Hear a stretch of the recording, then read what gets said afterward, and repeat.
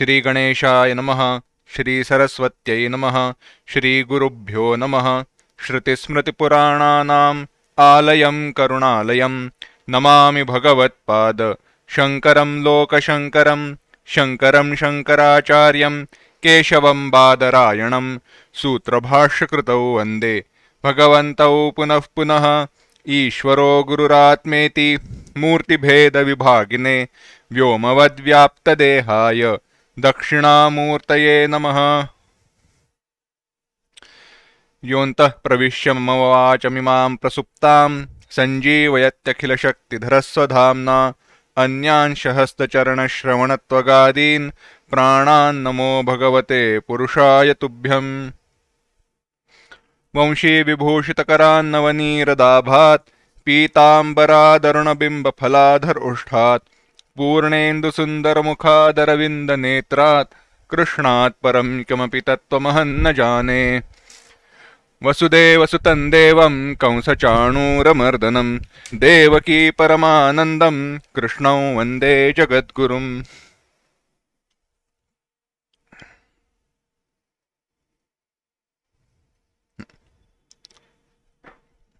भगवद गीता के 16वें अध्याय का हम चिंतन कर रहे हैं। आज के चिंतन को शुरुआत करने के पूर्व पहले 6 श्लोक एक साथ पढ़ते हैं। ओम श्री परमात्मने नमः। अथ षोडशोऽध्यायः।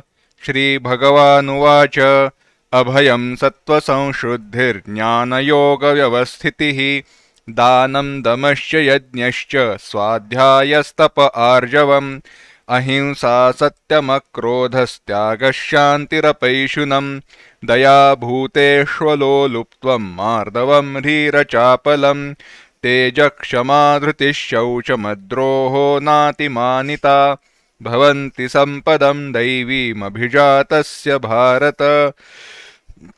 दम्भो दर्पोऽभिमानश्च क्रोधः पारुष्यमेव च अज्ञानं चाभिजातस्य पार्थसम्पदमासुरीं दैवी सम्पद्विमोक्षाय निबन्धायासुरीमता मा शुचः सम्पदं दैवीमभिजातोऽसि पाण्डव। द्वौ भूतसर्गौ लोकेऽस्मिन् दैव आसुर एव च दैवो विस्तरशः प्रोक्त आसुरं पार्थ मे शृणु। भगवान ने दैवी संपत्ति का वर्णन किया। दैवी संपत्ति का विस्तार क्यों बताया? भगवान कहते हैं दैवी संपत्ति विमोक्षाय, मोक्ष के लिए दैवी संपत्ति है, और निबंधाय आसुरी मता, बंधन के लिए आसुरी संपत्ति कारण है। संपत्ति, संपत्ति, जो कुछ भी संपदा है उसे संपत्ति कहते हैं। थोड़ा इस गुणों का विचार छोड़कर एक व्यावहारिक दृष्टि से विचार करें तो यह बात ध्यान में आती है कि संपत्ति, संपत्ति का सामान्य अर्थ क्या है? हमारे पास कितना पैसा है, धन है इत्यादि, है ना। घर कितना है, जायदाद कितनी है, कितने लोग हैं, वस्तुएं कितनी है, कीमती गहने कितने हैं इत्यादि, उस सब का विचार हम संपत्ति के दृष्टि से करते हैं।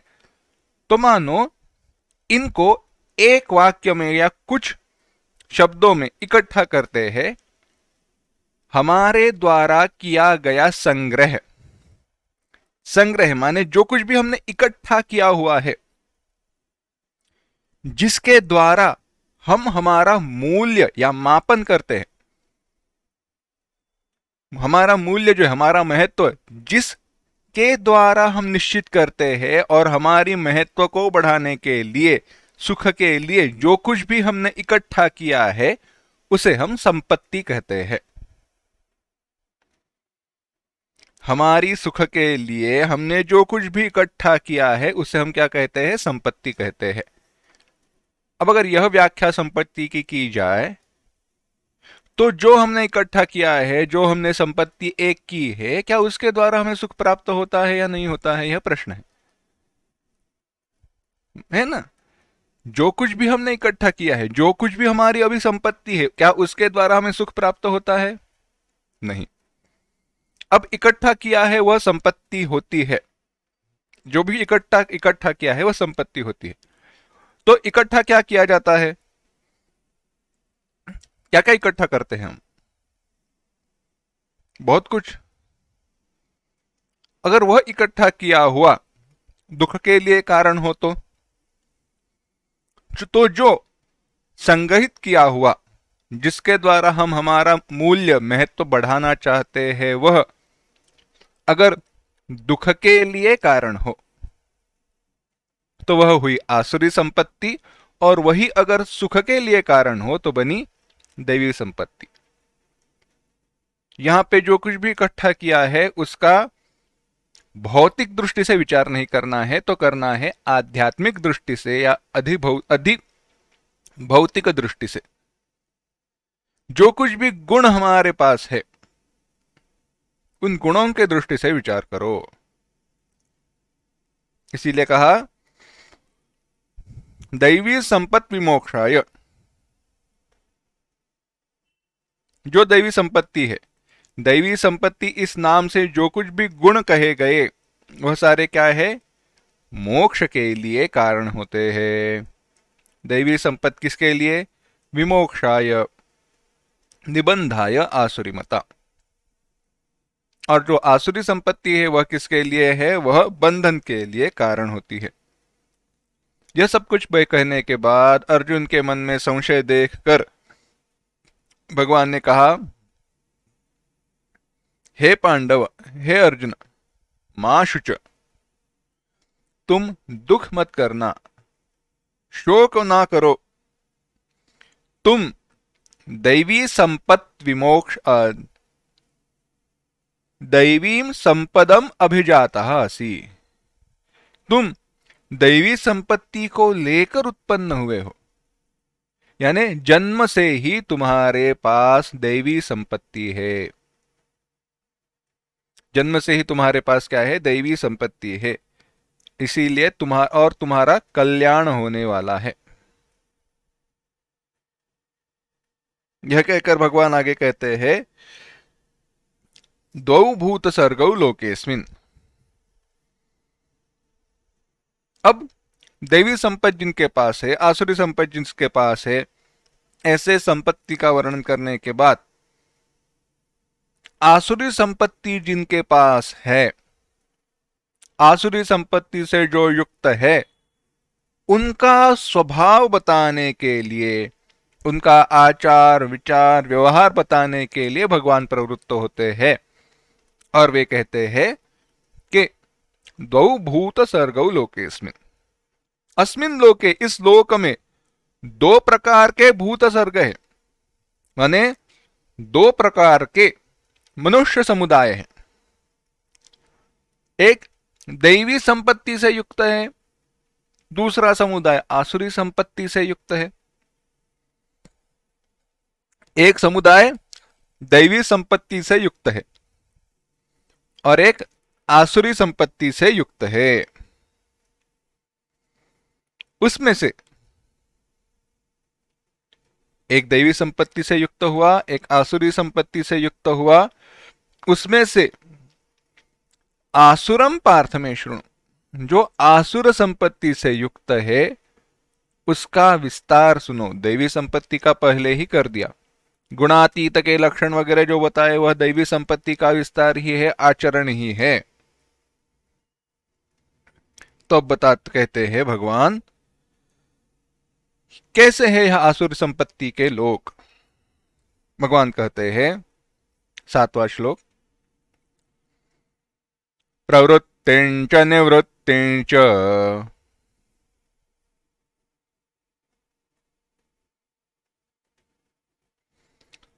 जना न विदुरासुराः न शौचं नापि चाचारः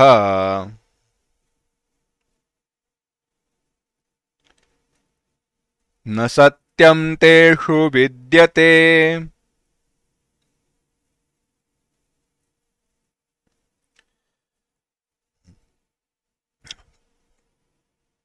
एक साथ। प्रवृत्तिंच निवृत्तिंच जना न विदुरासुराः न शौचं नापि चाचारो न सत्यन्तेषु विद्यते। भगवान कहते हैं प्रवृत्तिं च निवृत्तिं च आसुराः जनाः न विदुः। प्रवृत्ति, प्रवृत्ति माने प्रवृत्ति और निवृत्ति माने निवृत्ति। प्रवृत्ति माने प्रवृत्त होना, निवृत्ति माने निवृत्त होना, बस। यह दोनों आसुराः जनाः न विदुः, जो आसुर संपत्ति वाले लोग हैं वे न जानते नहीं है। न विदुः, वह जानते नहीं है। और क्या नहीं? न शौचम, शौच नहीं जानते। न आचारः, आचरण कैसा हो वह भी नहीं जानते। च, और न सत्यम अपि विद्यते, वह सत्य भाषण भी नहीं करते। कह रहे हैं भगवान, विस्तार करते हैं। प्रवृत्तिं च निवृत्तिं च। प्रवृत्ति, प्रवृत्ति माने प्रवृत्त होना, परंतु साक्षात अर्थ क्या है? प्रवृत्ति शब्द का विस्तार क्या है? तो ऐसे कहा गया कि जिसके कारण, जिसके कारण जिस किसी पुरुषार्थ के, पुरुषार्थ माने अपना धर्म अर्थ काम मोक्ष, धर्म के द्वारा, शास्त्र के द्वारा बताए मार्ग से जो कुछ भी प्राप्त किया जाता है वह साधन रूप कर्तव्य कार्य में प्रवृत्त होना उचित है। प्रवृत्ति माने धर्म का आचरण करना, सरल शब्द। जो योग्य है, जो शास्त्र सम्मत है, वही आचरण करना, वह है प्रवृत्ति। उस आचरण में प्रवृत्त होना, नित्य वह आचरण करने की इच्छा होना प्रवृत्ति हुई। और उससे प्रवृत्त होने को निवृत्त होना निवृत्ति कहते हैं। माने जिसके कारण अनर्थ की निष्पत्ति होती है, जिसके कारण अनर्थ की प्राप्ति होती है, जिसके कारण अधर्म उत्पन्न होता है, ऐसे कर्म से निवृत्त होना, दूर रहना ही निवृत्ति है। तो जिस कार्य से धर्म निर्माण हो, उस कार्य में उस वह कार्य करने की इच्छा, वृत्ति, स्वभाव हुआ प्रवृत्ति, और उसके विपरीत विरुद्ध हुई निवृत्ति। तो यह जो प्रवृत्ति है, निवृत्ति है, यह दोनों आसुराः जनाः न विदुः, यह आसुर स्वभाव वाले मनुष्य है, वह कभी नहीं जानते हैं दोनों को। प्रवृत्त होना और कहा प्रवृत्त होना है, कहा निवृत्त होना है, यह दोनों, यह आसुर स्वभाव वाले मनुष्य नहीं जानते। प्रवृत्तिं च निवृत्तिं च आसुराः जनाः न विदुः। इतना ही नहीं, और क्या नहीं जानते? तो कहा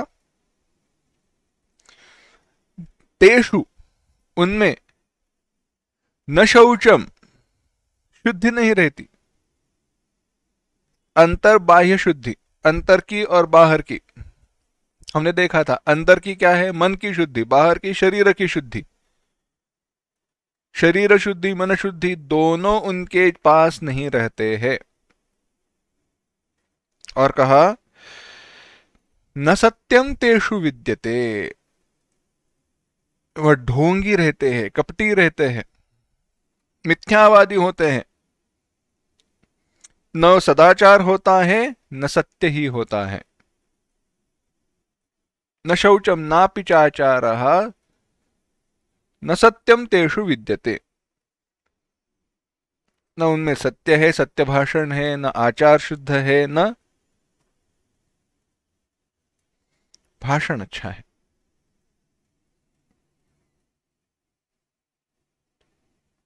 चिंतन कीजिए,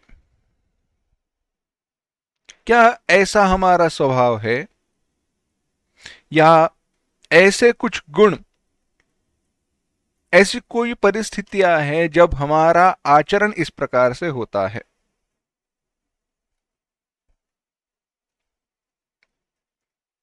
यह जो प्रवृत्तिम निवृत्तिम न विदुहु, इसका और थोड़ा विस्तार करते हैं। कैसे है, देखो, योग्य क्या है, अयोग्य क्या है, इसको बिल्कुल न जानना असंभव है। ऐसे बिल्कुल न जानने वाला मूढ़ ही कहा जाएगा, उसके लिए कोई विषयता ही नहीं है, वो बालक ही है, अविवेकी ही है। बात उनकी नहीं चल रही। जब यहां पे कहा न विदुहु, वह जानते नहीं है, यह जब कहा तो यह इस दृष्टि से कहा जानते हुए भी इसका महत्व नहीं जानते, जानते हुए भी वैसा उनका आचरण हो ही नहीं रहा है। दुर्योधन का विचार कीजिए या रावण का विचार कीजिए, क्या वह धर्म नहीं जानते थे?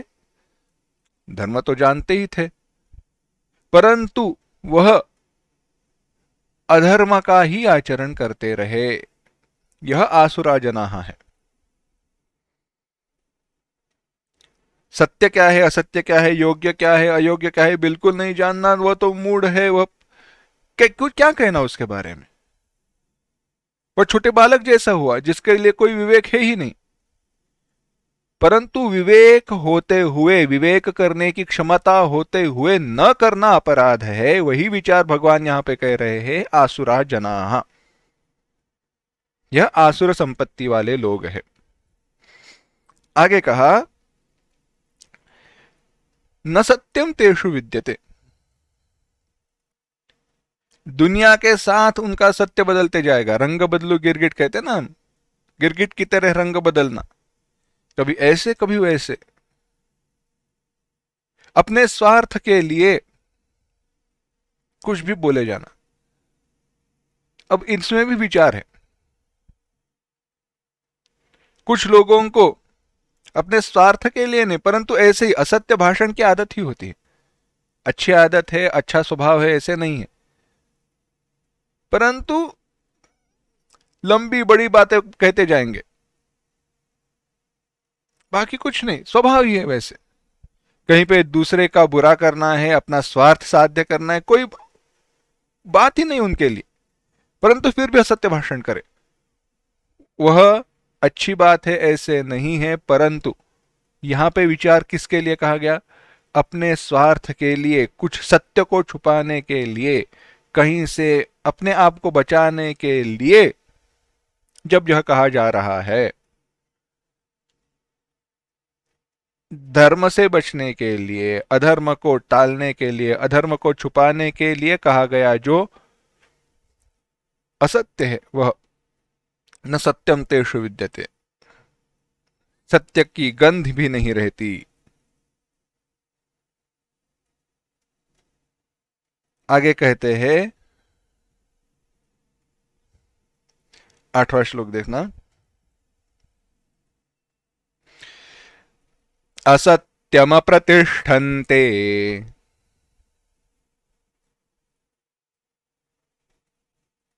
जगदाहुरनीश्वरम् अपरस्परसम्भूतम्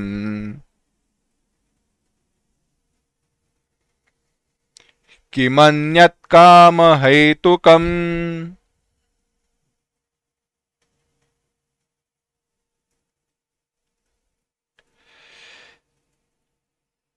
एक साथ, असत्यमप्रतिष्ठन्ते जगदाहुरनीश्वरम् अपरस्परसम्भूतम् किमन्यत् कामहेतुकम्। भगवान कहते हैं, यह आसुर स्वभाव वाले लोग, जिनमें विवेक नहीं है, शौच नहीं है, सदाचार नहीं है, वह नास्तिक भी है। वह नास्तिक भी है। नास्तिक ईश्वर को सर्वश्रेष्ठ मानते नहीं है। कई लोग ईश्वर है ऐसा ही मानते नहीं है। कुछ लोग वेदों को प्रमाण मानते नहीं है। कुछ लोग वेदों को ही मानते नहीं है। क्या है देखो, विस्तार कर रहे हैं भगवान, कहते हैं असत्यम प्रतिष्ठन्ते ते, यह जो आसुरी प्रकृति वाले लोग हैं वे आहुहु कहते हैं। क्या कहते हैं? यह जगत जो है, यह पूरा संसार असत्यम, सर्वथा असत्य है, अप्रतिष्ठम, आश्रय रहित है। अच्छा, कितनी अच्छी बात है। यह लोग कह रहे हैं यह संसार मिथ्या है, यह संसार में कोई तथ्य नहीं है, इसका कोई मूल नहीं है, क्योंकि इस संसार का मूल तो माया है, माया का कोई आश्रय नहीं है। माया का ब्रह्म आश्रय हम कहते हैं, परंतु माया का अपना कोई ठिकाना है नहीं। तो जैसे जैसे माया का कोई ठिकाना नहीं, वैसे जगत का कोई ठिकाना नहीं। अप्रतिष्ठम, देखो यह लोग क्या क्या क्या कह रहे, यह जगत कैसा है? अप्रतिष्ठम। वेदांत भी कहता है जगत अप्रतिष्ठम, जगत की कोई प्रतिष्ठा नहीं है, कोई स्थान नहीं है। और हम भी कहते हैं यह असत्यम है, यह मिथ्या है। क्या गलत कह रहे हैं वो लोग, आसुर संपत्ति वाले? आगे कहा अनीश्वरम, यह जो जगत है वह अनीश्वर है, ईश्वर का निर्माण किया हुआ नहीं है। अच्छा, तो कैसे निर्माण हुआ? अपरस्पर संभूतम, स्त्री पुरुषों के काम से प्रेरित होकर ही संपूर्ण जगत का निर्माण हो गया। बस, बात खत्म। और कुछ वो ना सुनना चाहते हैं ना कहना चाहते हैं। अच्छा, दूसरा कोई कारण नहीं है? किमन्यत काम है तो कम, इसके अलावा दूसरा कौन सा कारण हो सकता है? कोई कारण नहीं है। बात कहकर वह अपने कान बंद कर लेते हैं। न सुनने के लिए तैयार है, न कहने के लिए तैयार है, न विचार करने के लिए तैयार है। कैसा है स्वभाव इनका देखो। यह कहते हैं, यह आसुर स्वभाव वाले लोग कहते हैं कि यथा वयम अनंत प्रायाः तथा इदम जगत सर्वम असत्यम। भगवान भाष्यकार बड़ा सुंदर वर्णन करते हैं, कहते हैं, वे कहते हैं जैसे हम झूठे हैं ना, वैसा ये जगत भी, संसार भी झूठा है। बस, जैसी दृष्टि उनकी अपनी तरफ, वैसी दृष्टि जगत की तरफ। और क्या? अप्रतिष्ठम, नस्य धर्माधर्मो प्रतिष्ठा अतः अप्रतिष्ठम चैति ते आसुरा जनाः आहुः। कहते हैं धर्माधर्म क्या है? कोई ना धर्म है ना अधर्म है, सब बनी बनाई बातें हैं, लोगों को बिगाड़ने के लिए कही गई बातें हैं। आसुर जनाः कहते, मैं नहीं कह रहा। किसने देखा है? तुमने देखा है स्वर्ग? क्या तुम स्वर्ग में गए हो? तो आग में फूंक डालकर क्या कर रहे हो? कहां पे स्वर्ग है, कहां पे नर्क है? ये शरीर चला गया, खत्म बात। Bank balance empty, account empty. ना कोई स्वर्ग में जाने की बात है, ना नर्क में जाने की बात है। धर्म अधर्म की प्रतिष्ठा वह मानते नहीं है, संसार अप्रतिष्ठम। परंतु यह संसार बना इतना तो मानते हो, दिखाई दे रहा है तो है ना। तो कैसे बना? देखो एक काम करो, ये क्या कहते हैं, उनके पास बड़े सुंदर उदाहरण है। ये कहते हैं एक काम करना, पान लेना,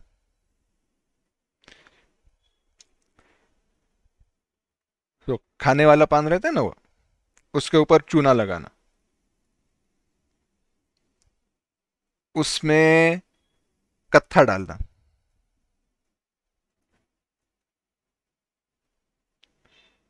और क्या, सुपारी, बीटल नट, वह डालना, उसको एक करो, खा जाओ। अच्छा, खाने के बाद तुम्हारी जो जीभ है कैसे रंग की हो जाती है? लाल। हमें बताओ, पान, कत्था, चूना, सुपारी, इनमें से क्या लाल था? किसका रंग लाल था इसमें से? कोई भी लाल रंग की वस्तु नहीं थी। परंतु ऐसे होते हुए भी लाल रंग कहां से आया? ऐसे ही एक वस्तुएं एक हुई और यह संसार निर्माण हुआ। क्यों चाहिए भगवान बनाने वाला कोई? बन गई बात। अच्छा, और कहते हैं यह धर्म, यह संयोग से ही यह सारा जगत उत्पन्न हुआ है, अतः इस जगत का कारण यह काम इच्छा यही है, दूसरा कोई कारण हो नहीं सकता। और यह कैसे है? यह आसुरी संपत्ति के जो लोग हैं उनकी दृष्टि है। अच्छा, और क्या? ठीक है, तुम बोलते जाओ। आसुरी संपत्ति वाले लोगों से कहा, और क्या है? तो भगवान कहते हैं यह आसुरी संपत्ति वाले जो लोग हैं, जो ऐसा नास्तिक सिद्धांत मानने वाले हैं, ईश्वर को मानते नहीं हैं, उनका स्वभाव आचरण कैसा रहता है? ऐसे पूछने पर भगवान आगे विस्तार करते हैं। देखो, कहा जाए तो कोई संपूर्णतः नास्तिक हो नहीं सकता।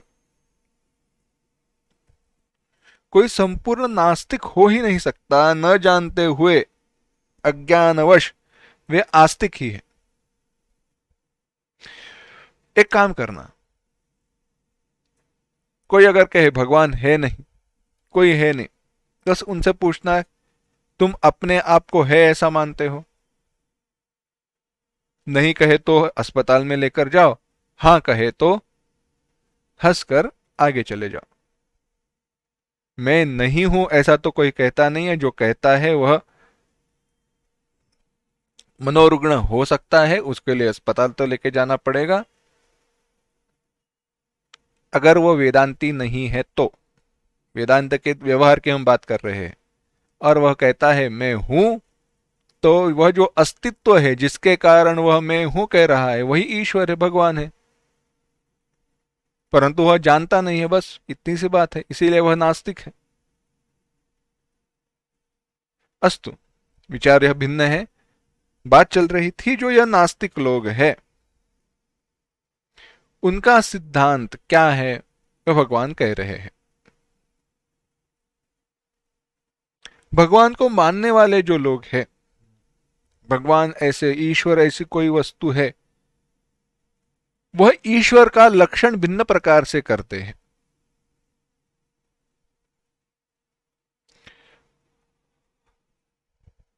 तुलसी रामायण में वर्णन आता है, तुलसी रामायण में वर्णन आया कि हनुमान ने जब लंका जलाई, अग्नि के कारण लंका जल रही थी। यह अग्नि कौन सा था? रामायण ने वर्णन किया, उल्लंघ्य सिंधो सलिलम सलीलम यशोकवह्निम जनकात्मजायाः आदाय तेनैव ददाह लंकां नमामि तं प्राञ्जलिराञ्जनेयम्। उल्लंघ्य सिंधो सलिलम सलीलम, उल्लंघ्य सिंधो, सिंधो सलिलम उल्लंघ्य, सिंधो समुद्र का, सलीलम, सलीलम जलम पानी, समुद्र के जल को आसानी से लांघ कर गए, इसीलिए कहा सलीलम, लीलया, आसानी से लांघ कर चले गए। और क्या किया?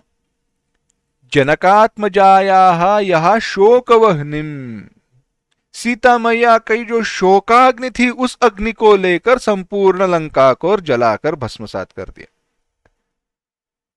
अग्नि कहीं से लाई नहीं है, यह अग्नि कहां से उत्पन्न हुई? भगवान सीता मैया की भगवान के परम भक्त की अग्नि है, शोकाग्नि है। इस शोकाग्नि से तो संपूर्ण ब्रह्मांड भस्म हो सकता है, ऐसी यह पावक की प्रतिभा है, तेज है। ऐसे अग्नि से लंका जल रही थी और रावण ने मेघों को आज्ञा की, बारिश करो, बरसात करने की आज्ञा की, इस अग्नि को शांत कर दो।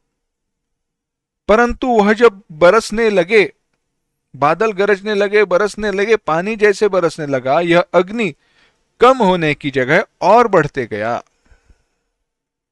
और यह देखकर रावण को बड़ा आश्चर्य हुआ।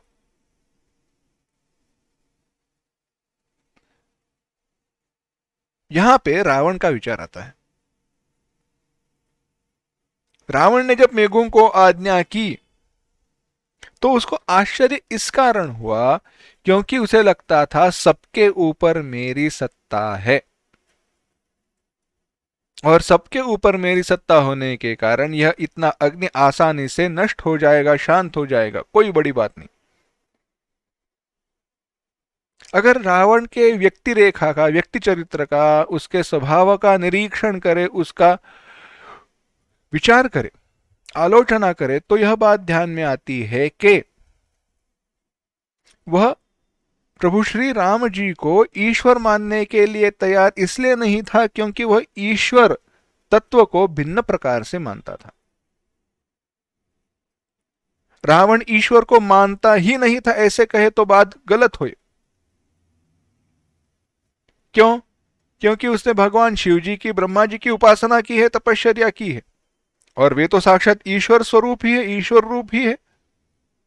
तो भगवान रावण ईश्वर को मानता नहीं था ऐसे तो नहीं कह सकते, परंतु यह बात कहने के योग्यता की है कि वह जैसे हम ईश्वर को मानते हैं वैसे नहीं मानता था। हम ईश्वर को कैसे मानते हैं? हम कहते हैं यह हमारा कर्म फलदाता है, यह नियंता है, जगत का सृष्टि पालन करता है इत्यादि। रावण ईश्वर को ऐसे नहीं मानता था। रावण कहता था यह जो ब्रह्मा विष्णु महेश यह सारे जो है यह ईश्वर नहीं है, मेरे किए गए, मेरे द्वारा किए गए कर्म को, मेरे द्वारा की गई तपश्चर्या का फल देने के लिए यह बद्ध परिकर है। केवल यह फल देने के लिए वहां पे बैठे हैं, बाकी कुछ नहीं। और और जो मेरे द्वारा कर्म, मेरे द्वारा तपश्चर्या की गई है, उसका कर्म फल उनको देना ही पड़ेगा। ईश्वर कैसे हुए? ऐसे विचारों का रावण था। तो ऐसे ही यह आसुर संपत्ति के लोग हैं कि मन्यत कामहितुकम जगदाहु अनीश्वरम, यह अनीश्वर है जगत, धर्म अर्थ कुछ नहीं, खाओ पियो मजे करो। आगे कहते हैं एताम दृष्टिमवष्टभ्य नष्टात्मानोऽल्पबुद्धयः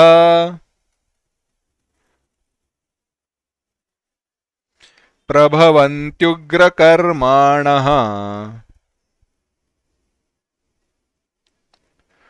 क्षयाय जगतो हिताः।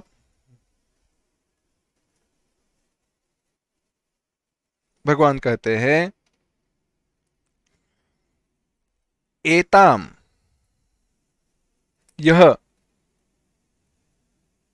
दृष्टिम, दृष्टि ऐसा मिथ्या ज्ञान, अवष्टभ्य अवलंबन करके, आश्रय लेकर, इस मिथ्या दृष्टि का आश्रय लेकर, नष्टात्मानः जिनका स्वभाव नष्ट हो गया है, अल्पबुद्धयः जिनकी बुद्धि मंद हुई है, जिनकी बुद्धि केवल भोगों का विषय करने में लगी हुई है, ऐसे अल्पबुद्धि क्रूर कर्मा, अहिताः, अहिताः शत्रवः, सबका अपकार करने वाले, उग्र कर्माणः, क्रूर कर्मी पुरुष, क्षयाय प्रभवन्ति, जगत के विनाश के लिए ही समर्थ होते हैं, प्रभवंती, जगत की विनाश के लिए ही प्रवृत्त हुए हैं। भगवान कह रहे हैं जिनके दृष्टि का सर इस दृष्टि का अवलंबन करने वाले, आसुर दृष्टि का अवलंबन करने वाले, जिनका स्वभाव नष्ट हो गया है, जो परलोक साधन से भ्रष्ट हो गए हैं, योग्य मार्ग से भटक गए हैं, ऐसे जो अल्प बुद्धि है, जिनकी बुद्धि नष्ट हो गई है, केवल भोगों का विचार करने वाली है, विषय भोग में जो लगे हुए हैं, ऐसे क्रूर कर्म करने वाले, हिंसा परायण, संसार के शत्रु, अहिता, संसार के शत्रु, पूरी दुनिया के शत्रु है। नहीं नहीं मेरे मित्र है ना, अंत में तुम्हें भी दुख पहुंचेगा ही पहुंचेगा। वे जो लोग हैं वह संसार जगतः अहिताः, संसार के नाश के लिए ही उत्पन्न होते हैं।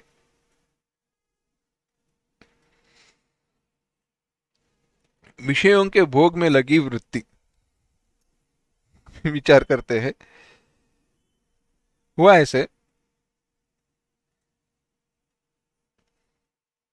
कहीं पे पूजा थी, सप्ताह का था समझो, 7 दिन सुबह ग्रंथ का पारायण, प्रवचन, दोपहर का भोजन, बाद में फिर से शाम में नाम संकीर्तन इत्यादि, दीपाराधना इत्यादि, सब कुछ नित्य चल रहा था।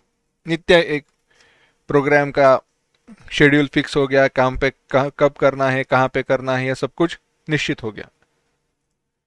अब यह सब कुछ निश्चित होने के बाद,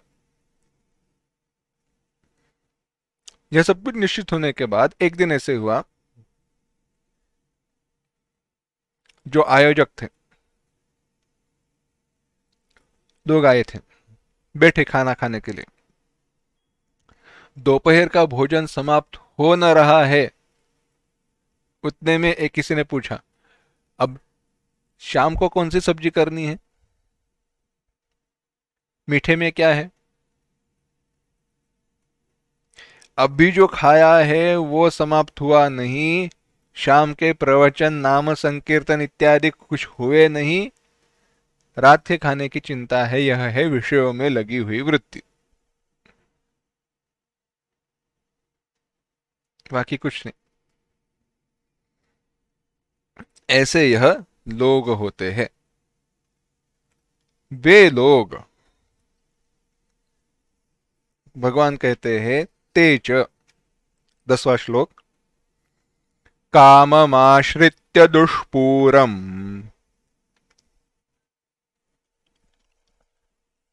दंभमानमदान्विताः मोहात् गृहीत्वा सद्ग्राहात् प्रवर्तन्ते शुचिव्रताः।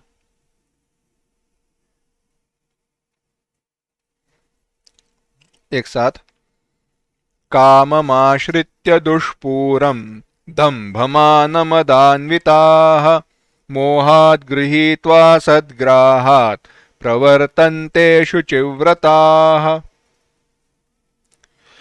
भगवान कह रहे हैं, यह जो लोग हैं वे दुष्पूरम कामम आश्रित्य, दुष्पूरम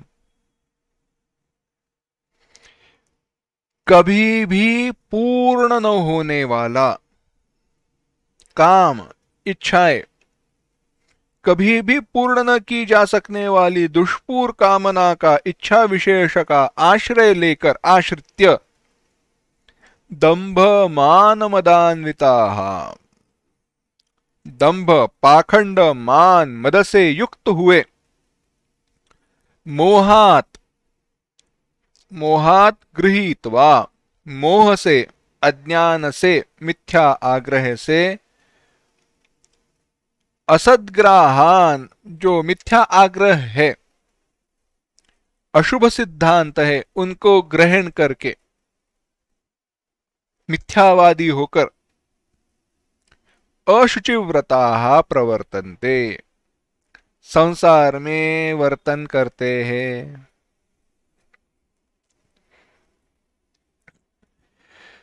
विस्तार देखते हैं। हुआ ऐसे, एक व्यक्ति था।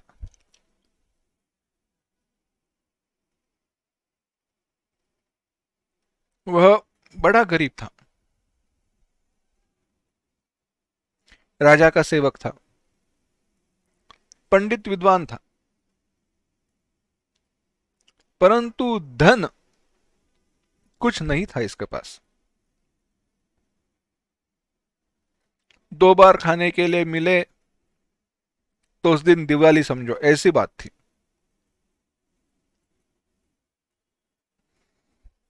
एक दिन हुआ ऐसे, गांव के बाहर वह रास्ते से जा रहा था, उतने में कहीं उससे आवाज सुनी। यहां वहां देखा, कुछ दिखा नहीं, थोड़ा डर गया। आगे गया तो किसी ने उसके नाम से पुकारा, और डर गया, मेरा नाम जानने वाला यहाँ पे कौन है। यहां वहां देखा तो एक ब्रह्म राक्षस पेड़ पर उल्टा लटका हुआ था। ब्रह्म राक्षस ने कहा, देखो, मैं तुम्हें कोई तकलीफ नहीं दूंगा, मैं तुम्हें कोई दुख पहुंचाना नहीं चाहता हूं, मैं तुम्हें कोई भी दुख पहुंचाना नहीं चाहता हूं। तुम मेरा एक छोटा सा काम कर दो, मैं तुम्हारी सहायता करूंगा। तुम मेरा एक छोटा सा काम कर दो, मैं तुम्हारी सहायता करूंगा। उसने कहा, ठीक है। ब्रह्म राक्षस ने कहा, ऐसे ऐसे करो, तर्पण करो, कुछ कहा। ब्रह्म राक्षस शांत हुआ। ब्रह्म राक्षस ने इससे कहा, देखो, सामने जो पेड़ है, उस पेड़ के नीचे यहां यहां खुदाई करने के बाद तुम्हें 7 बड़ी संदूकें मिलेंगी। क्या मिलेंगी? 7 बड़ी संदूकें मिलेंगी, जिसमें क्या है? जिसमें कि सोना भरा हुआ है। 7 संदूकें मिलेंगी, सोने की है, सोने की भरी हुई संदूकें हैं। पर एक करना, जो 7वीं संदूक है उसको कभी नहीं खोलना। 7वीं संदूक को अब तुम्हें कभी भी खोलना नहीं है। उसने कहा, ठीक है। घर आया उन संदूकों को लेकर, पूरा उसका जीवन ही बदल गया। उसने व्यापार शुरू कर दिया, कुछ अच्छा धन वगैरह आया। पूछा तो उसने कहा, हमारे कोई दूर के रिश्तेदार थे, वो गुजर गए, उन्होंने हमारे लिए सारा धन छोड़ दिया, इसीलिए अब अच्छे दिन आए हैं, अच्छे से रहने लगा।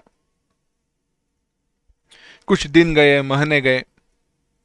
कुछ महीनों बाद उसको ध्यान में आया, अरे, यह 7वीं संदूक तो हमने खोली ही नहीं है। क्या करे, बहुत इच्छा हुई, परंतु उसको ध्यान में था, उस ब्रह्म राक्षस ने कहा है खोलना नहीं है, हाथ भी नहीं लगाना है। ऐसे ही और कुछ महीने गए। एक दिन उससे रहा नहीं गया, एक दिन उससे रहा नहीं गया।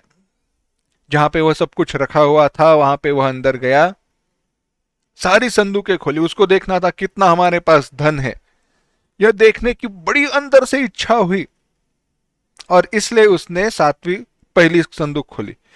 आए, देखो, धन से भरी हुई कैसी बड़ी संदूक है। दूसरी खोली, देखो कितना सारा धन मुझे मिला है, बस केवल एक अच्छा काम किया, अभी तक की जो मेरी तपश्चर्या है वह सफल हुई। तीसरी संदूक, चौथी, पांचवी, छठी, सारी संदूकें सोने के मोहरों से गहनों से भरी हुई थी। बड़ा उसको आनंद हुआ। अब ऐसे मत पूछना ये भरी हुई कैसे थी, अगर उसने घर के लिए व्यापार के लिए खर्चा किया है, वहां से उसको धन मिला, वह उसने इन्हीं संदूकों में भर के रखा। परंतु जब सातवीं संदूक खोली तो बड़ा परेशान हुआ। सातवीं संदूक आधी ही भरी हुई थी। अरे ये कैसे हो सकता है, आधी भरी हुई संदूक, आधी भरी हुई है, क्या करें? चलो इसको भी हम भर देंगे, इस संदूक को भी हम भर देते हैं। इसने व्यापार बढ़ाया, जितना भी धन आता था वह सातवें संदूक में रख देता था। जो कुछ भी सोना मिले, मोहरे मिले, गहने मिले, सब कुछ सातवें इसमें। परंतु सातवीं संदूक भरने का नाम ही नहीं ले रही थी। और मेहनत करने लगा, परिवार की तरफ ध्यान, परिवार से उसका ध्यान हट गया।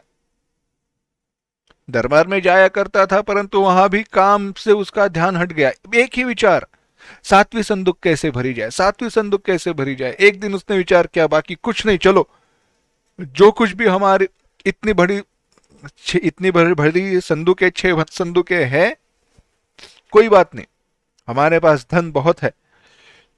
ऐसे भी जो कुछ भी धन था, व्यापार था, जो कुछ भी घर में, बाकी सब कुछ जो गहने वगैरह जो कुछ भी था सब कुछ बेच दिया, और सारा इकट्ठा किया हुआ धन, 2 संदूकें भरकर हो सकता है इतना धन, लाकर इस सातवीं संदूक में रख दिया। परंतु सारी सातवीं संदूक जो थी आधी भरी हुई ही रही।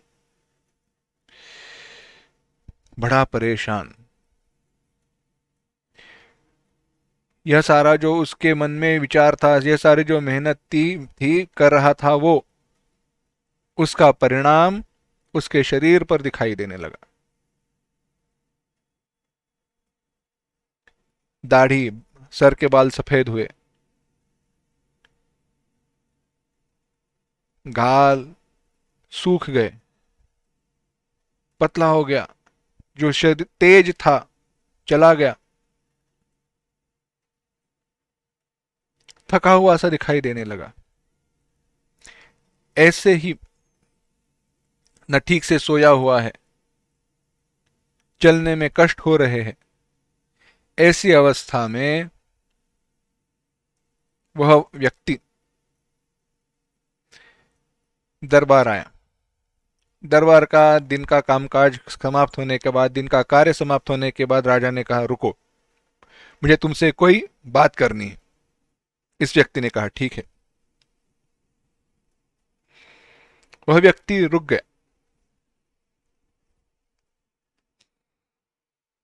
बाकी सारे लोग चले गए, केवल राजा के जो अंगरक्षक थे वहीं रुके, वहीं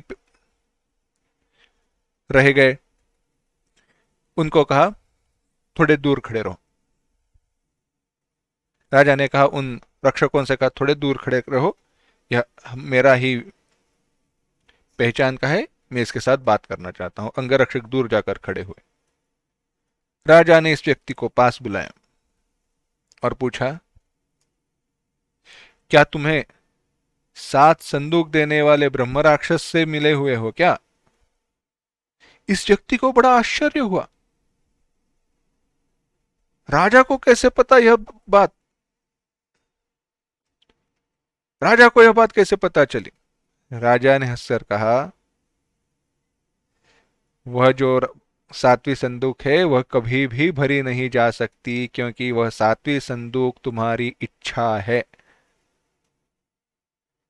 कभी भी भरी नहीं जा सकती।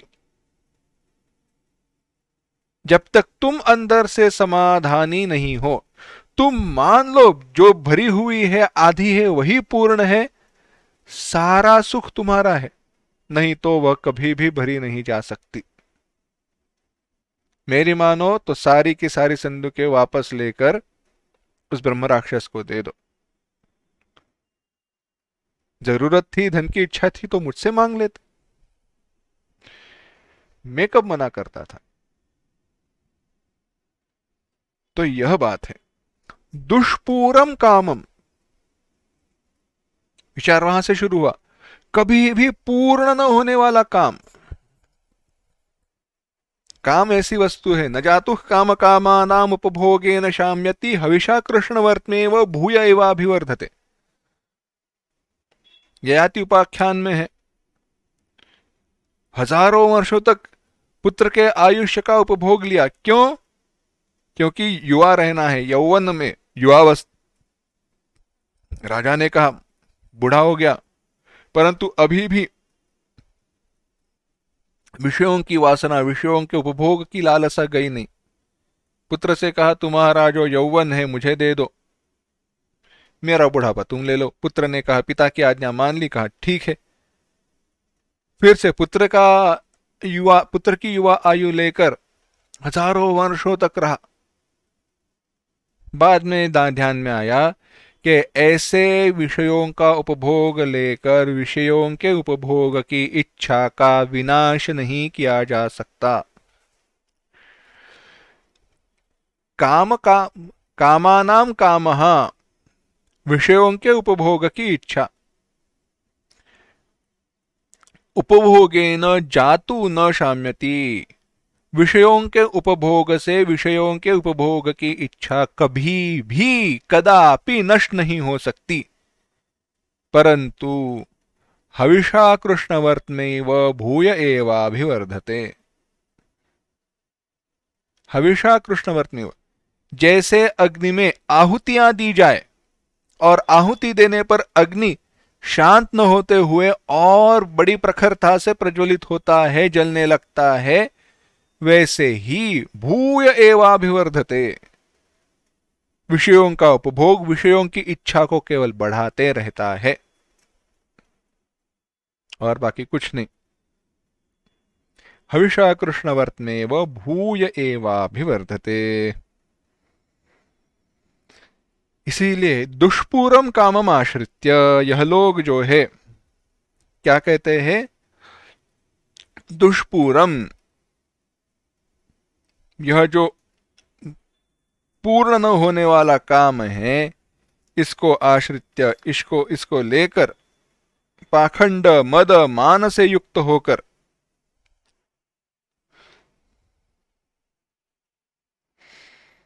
देखो, यही बात है।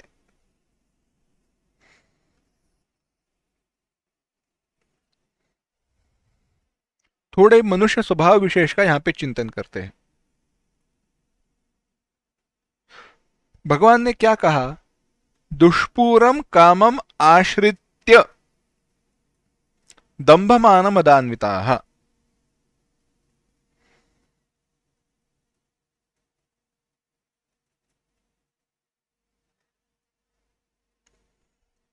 यह जो दंभ मान मद से युक्त हुए जो लोग हैं, वे कभी भी पूर्ण न होने वाली कामनाओं का आश्रय लेकर, इसको उल्टा सोचो,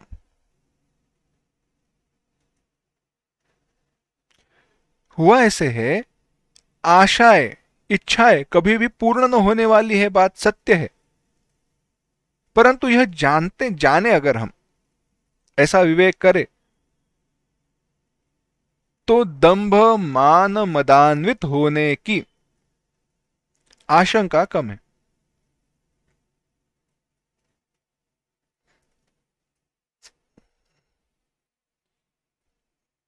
कुछ साल पहले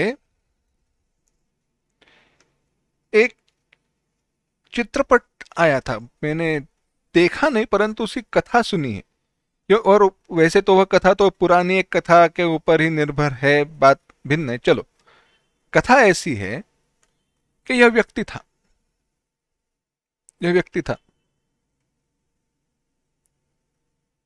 बड़ा सत्य प्रतिष्ठ था, सत्य का आचरण करने वाला था, कभी भी कुछ बुरा कभी सोचा नहीं, बुरा करने की कोई इच्छा नहीं थी, कुछ नहीं।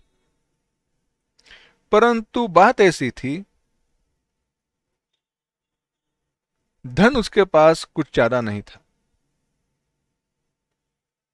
आवश्यकता अनुरूप मिलता था, दो बार खाने के लिए नहीं मिलता ऐसी कोई अवस्था नहीं थी।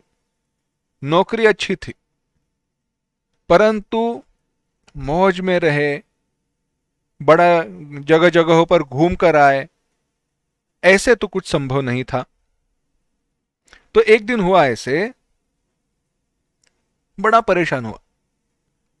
इसने विचार किया, नहीं, कुछ भी करके मुझे मेरे परिवार को दूर जगहों पर घुमा कर लेकर आना है। यहां वहां पूछा, पता चला अगर ऐसे घूम कर आना है तो 2 लाख रुपयों की आवश्यकता है। सब साथ में जाएंगे, 2-4 लाख रुपए लगेंगे। इसने कहा एक बात बताओ। तो जो ट्रैवल एजेंट जो कुछ भी था उसने कहा 3 लाख रुपए खर्चा हो जाएगा। क्या क्या होगा, यह जगह हो जाएंगी, ये 5 स्टार होटल रहेंगे, यहाँ पे रहोगे, यहाँ पे रहोगे, यहाँ पे स्विमिंग पूल है, यहाँ पे ये करोगे, वहां पे स्कूबा डाइविंग करोगे, सब कुछ बता दिया। इस व्यक्ति ने कहा ठीक है, कोई बात नहीं। जहां पे काम करता था, सोचा जो बॉस है उसको जाकर उसके पैसे आधे कुछ पहले ही मांग लूंगा, बाकी मित्रों से कुछ मांग लूंगा। परंतु हुआ ऐसे, बॉस के पास गया, बॉस काम में बिजी था, कुछ इसकी बात सुनी नहीं। अब वापस आया। वापस आने के बाद इसने सोचा क्या करे। उतने में उसमें उसके मन में विचार आया, अभी साल का अंत है, फाइनेंशियल ईयर का, तो एक काम करते हैं, बॉस को बताए बिना यहां से कुछ पैसे लेकर जाते हैं, बाद में आकर वापस रख देंगे। क्या हुआ, क्या गलत है। उसने अकाउंट्स में थोड़ा ऊपर नीचे किया, 1-2 लाख रुपए वहां से लिए, आया। बाद में पुलिस ने पकड़ा वगैरह की बात भिन्न है, मुझे वहां पे जाना नहीं है। कहने की बात यह है, दुष्पूरम कामम आश्रित्य, वह जो इच्छा है जो पूर्ण करना संभव नहीं है, क्योंकि वो बढ़ते जाएगी, उस इच्छा को पूर्ण करने के लिए इसने क्या किया, असत्याचरण किया, मिथ्या भाषण, मिथ्या आचरण। दुष्पूरम कामम आश्रित्य, क्योंकि वह जो कामनाएं हैं जो कभी पूर्ण नहीं हो सकती, उन इच्छाओं को पूर्ण करने के लिए व्यक्ति का आचरण बदलकर वह दंभ मान मद से युक्त हो जाता है। कहने की बात तो है नहीं, कहने नहीं चाहिए, परंतु फिर भी कह रहा हूं। एडवर्टाइजमेंट का जमाना है। क्या कहते हैं, क्या करते हैं, देखा जाए तो दंभ मान मदान्विता, अपनी आपकी एडवर्टाइज करनी है। जो हम नहीं है वैसे हम है दिखाओ। दंभ, मान माने अभिमान, अपने अपना बड़प्पन जताओ, तभी लोग भाव देंगे, तभी लोग कहेंगे अरे बड़े बड़े लोगों के साथ जान पहचान अच्छा होगा। मद, अगर शांति से रहो तो आजकल कोई पूछता ही नहीं है। मद, गर्व के साथ रहो, ऐसे प्रकार से आचरण करे तो ही जाकर पैसे मिलेंगे, तो ही जाकर कमाओगे। नहीं होता। दंभ मान मदान्विता, और ऐसे दंभ मान और मद इससे युक्त होकर यह पुरुष संसार में विचरण करते हैं। और इसके लिए क्या करते हैं, असदग्राहान मोहात गृहीत्वा, मोहात मोह के कारण, बुद्धि कलुषित होने के कारण, क्योंकि ऐसे जब विचार करते तो विवेक तो नष्ट हो गया। सुख की इच्छा के लिए, वो इच्छाओं की पूर्ति के लिए जो कुछ भी करते, अपना मोह विवेक उनका नष्ट हो गया। विवेक नष्ट हुआ तो क्या करते हैं, अपसिद्धांतों का, भ्रष्ट अपसिद्धांतों का ग्रहण करके भ्रष्ट आचरण करते हैं।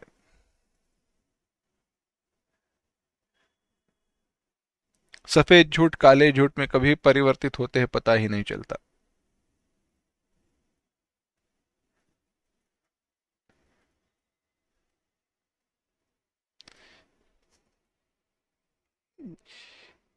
इसके साथ इस कथा का साक्षात संदर्भ नहीं है, परंतु एक कथा बताता हूं। हुआ ऐसे, एक व्यक्ति था। व्यक्ति की वह उस व्यक्ति ने किसी की हत्या कर दी। हत्या करने के बाद बचना तो है, तो पागल होने का नाटक करना शुरू किया। पागल की तरह वर्तन करने लगा, कभी अपने आप में हंसा हंसा, कभी कभी चिल्लाने लगा, कभी कुछ ना कुछ बातें करने लगा, कभी ऐसे हाथ पैर हिलाने लगा, बहुत सारी चेष्टाएं वह करने लगा, क्रियाएं करने लगा। उसके जो वकील थे उसने भी वही बताने का प्रयास किया कि यह पागल है, मन से अधू है, और उसके कारण ही इसने हत्या की। इसको दोषी नहीं देनी चाहिए, इसको फांसी की सजा नहीं सुनानी चाहिए, मृत्युदंड नहीं मिलना चाहिए इसको। इसको बीमारी को ठीक किया जाए, वही इसके लिए योग्य होगा। जो जज थे उनको यह बात कुछ ठीक नहीं लगी। उन्होंने कहा, आपका कहना सही है, इसका वर्तन ठीक नहीं दिखाई नहीं दे रहा, परंतु परीक्षा लेकर देखेंगे यह सचमुच में पागल है या नाटक कर रहा है, यह सब कुछ देखेंगे और उसके बाद दंड देंगे। इसको 2-4 महीने के लिए अंडर ऑब्जर्वेशन, निरीक्षण किया जाए इसका।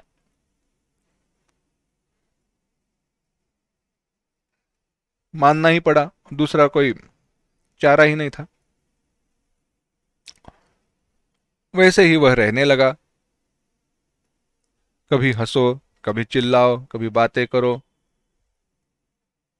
क्योंकि लोग, जो भी डॉक्टर वगैरह जो हर समय उसको देख रहे, पता था कभी अपना भांडा ना फूट जाए। एक दिन हुआ ऐसे, जनरल टेस्टिंग के लिए वहां के जो मुख्य डॉक्टर थे उन्होंने बुलाया उसको, लेकर आओ। वह व्यक्ति आया, बैठा डॉक्टर के सामने। डॉक्टर ने उनके उस व्यक्ति को लेकर आए हुए लोग थे उनको कहा, बाहर जाओ। उन्होंने कहा, इसको छोड़कर कैसे जाए? उसने कहा, बाहर जाओ, कोई बात नहीं। बाकी वो सारे जो थे वह बाहर जाने के बाद डॉक्टर ने इस व्यक्ति से कहा, देखो, मुझे पता है तुम नाटक कर रहे हो, तुम सचमुच में पागल नहीं हो, परंतु दुख की बात यह है, इस पागलपन का नाटक करते करते सचमुच में तुम्हारे अंदर कुछ पागलपन के लक्षण मुझे दिखाई देने लगे हैं, और ऐसा आचरण करते रहोगे तो सचमुच में पागल हो जाओगे। बस यही कहने के लिए मैंने तुम्हें यहाँ पे बुलाया है। मेरा जो परीक्षण है वह 1-2 महीने के बाद, मेरे जो कार्य की जो भी दिया है, जो कार्यकाल मुझे दिया है, उस टाइम के बाद मैं तो दूंगा ही, परंतु तब तक क्या करना है क्या नहीं करना है यह तुम्हारे ऊपर निर्भर है। नाटक को चालू रखना है या शरण जाना है, बस। इतने कहकर डॉक्टर ने उसको वापस भेज दिया। कहने का हेतु क्या है? यह विचार है कि असद्ग्राहान मोहात गृहीत्वा, इसने असद्ग्राह को, भ्रष्ट सिद्धांत को, इसने पागलपन को सिद्ध करने के लिए उसका आचरण शुरू कर दिया, और करते करते सत्य क्या है मिथ्या क्या है यह विवेक उसका नष्ट हो गया। लोग अपनी इच्छाओं को पूरा करने के लिए कहते, थोड़ा झूठ बोलने से क्या होता है, किसी का बुरा तो नहीं कर रहा हूं, परंतु ऐसे करते करते करते करते कब उनका वर्तन ही झूठ से भरा हुआ हो जाता है वे जानते नहीं है, और बदलने पर भी जानने की क्षमता नहीं रखते हैं, क्योंकि वह विवेक उन्होंने पहले ही गंवा दिया है। आसुरी संपत्ति का यह विलक्षण प्रभाव है। बाद में विचार आएगा, अन्यत्र भी विचार आया है। यह कैसे है? जब भी हमारे द्वारा कोई अनर्थाचरण हो रहा है यह हमें पता चलता है, तो उसको तुरंत वहीं पे रोकना चाहिए, रोकने का प्रयास करना चाहिए, क्योंकि यह अनर्थाचरण हमें हमारी साधना में हमें नीचे की ओर अधोगति की तरफ लेकर जाता है। जैसे सीढ़ियों से गिरने वाली गेंद, केली कंदुकवत सीढ़ियों पर क्रिकेट खेल रहे, गेंद सीढ़ियों की तरफ गई, सीढ़ियों से गिरने के पहले उसको रोकना चाहिए, नहीं तो एक बार गिरना शुरू हुआ, कितने तेजी से नीचे तक चली जाए हम उसको रोक नहीं सकते। विचार करना। यह सब कुछ बताने के बाद भ्रष्टाचरण से युक्त होकर यह अपनी इच्छा के अनुसार आसुरी संपत्ति के लोग वर्तन करते हैं, प्रवर्तनते। ऐसे कहने के बाद भगवान आगे कहने वाले हैं, उनका निश्चय कैसे रहता है, विचार कैसे रहता है, यह भी बताएंगे, परंतु उसका विचार हम अगली बार देखते हैं। ओम असतो मा सद्गमय तमसो मा ज्योतिर्गमय मृत्योर्मा अमृतंगमय। ओम शांति शांति शांति। हरि ओम। श्री गुरुभ्यो नमः। हरि ओम।